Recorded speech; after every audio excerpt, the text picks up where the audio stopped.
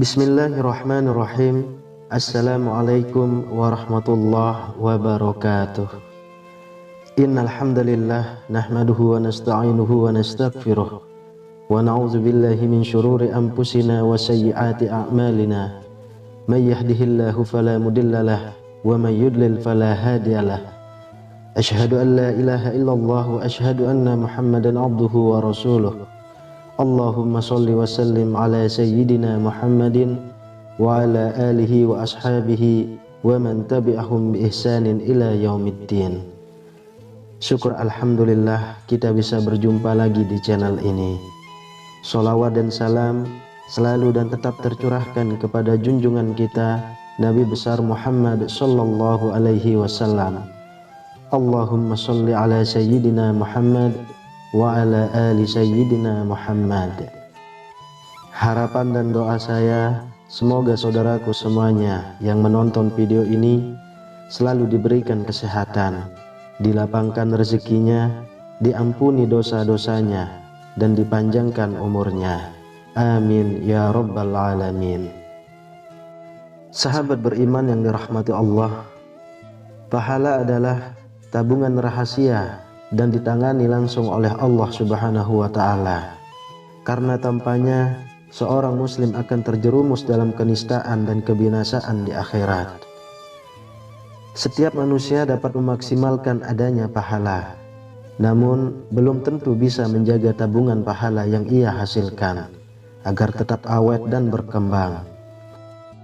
Ajaran Islam mengajak manusia untuk beriman kepada Allah Subhanahu wa Ta'ala dan beramal soleh. Semua itu demi kebaikan manusia itu sendiri. Allah Subhanahu wa Ta'ala berfirman dalam Quran surah Fussilat ayat 46. Barang siapa yang mengerjakan amal yang soleh, maka pahalanya untuk dirinya sendiri. Dan barang siapa mengerjakan perbuatan jahat, maka dosanya untuk dirinya sendiri. Dan sekali-kali tidaklah Rabb-Mu menganiaya hamba-hambanya. Maka dari itu kita jangan sampai amal kebaikan yang sudah susah payah dilakukan kemudian rusak karena suatu amal perbuatan lainnya.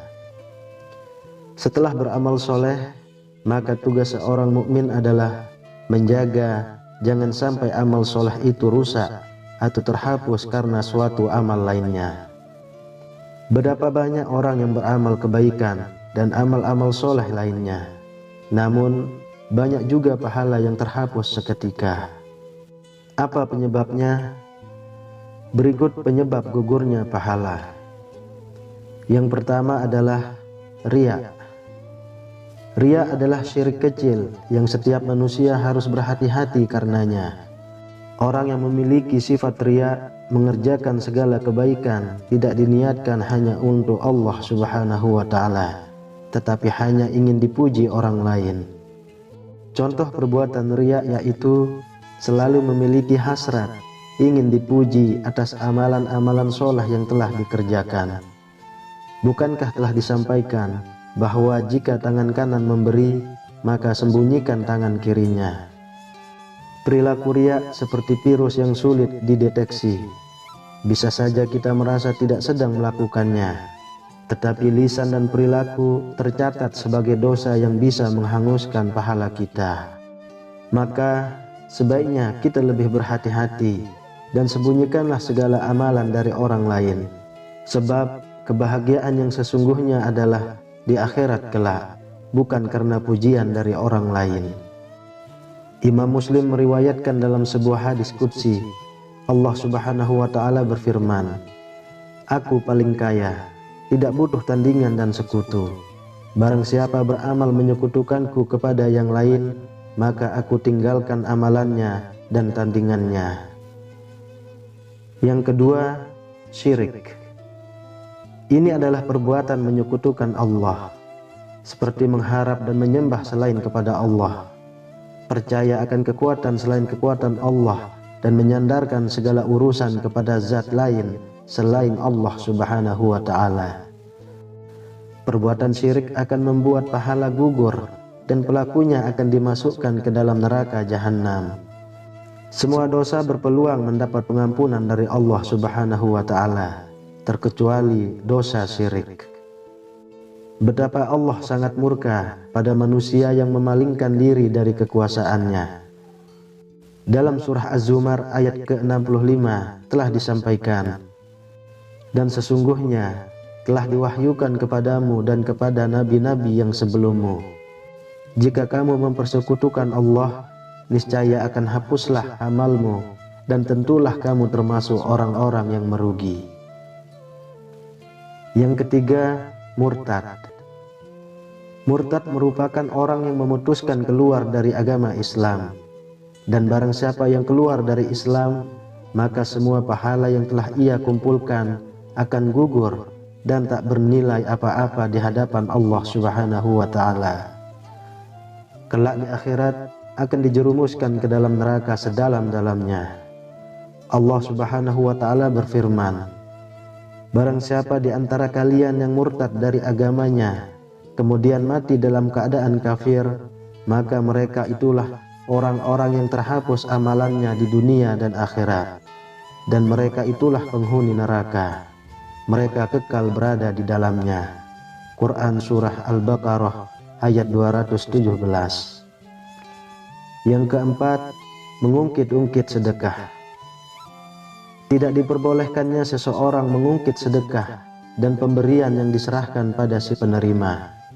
Apabila jika berharap penerima sedekah tersebut untuk berbuat baik adalah suatu dosa dan bisa menggugurkan pahala amalan sedekah tersebut.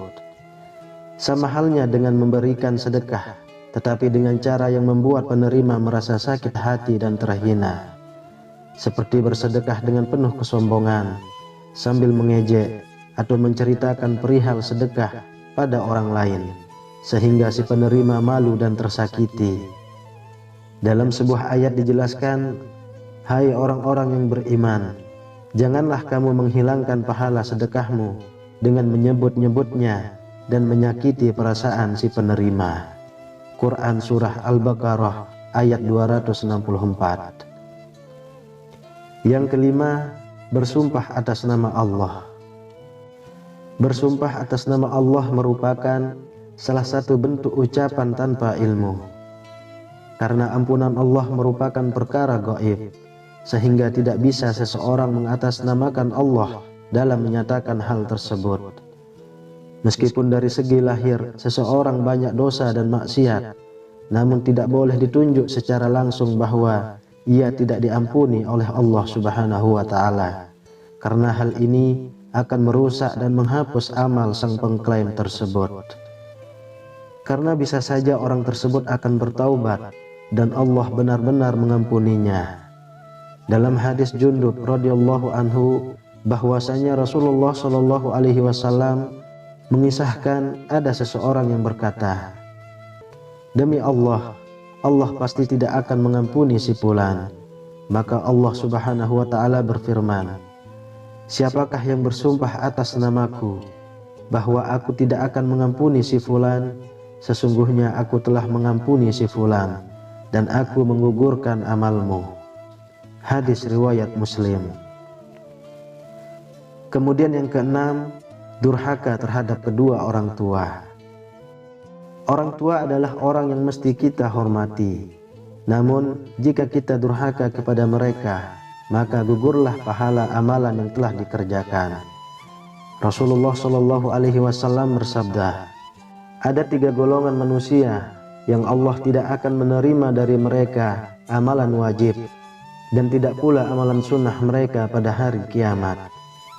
Seorang yang durhaka kepada orang tuanya, seorang yang menyebut-nyebut sedekah pemberiannya, dan seorang yang mendustakan takdir. Sahabat beriman yang dirahmati Allah, itulah 6 penyebab gugurnya pahala. Semoga Allah Subhanahu wa ta'ala senantiasa mengunggah hati kita untuk mewaspadai segala hal yang akan menggugurkan amalan kita atau mengurangi keberkahannya. Wallahu a'lam bissawab. Demikian yang bisa saya bagikan, semoga bermanfaat untuk kita semua. Amin ya rabbal alamin. Assalamualaikum warahmatullahi wabarakatuh.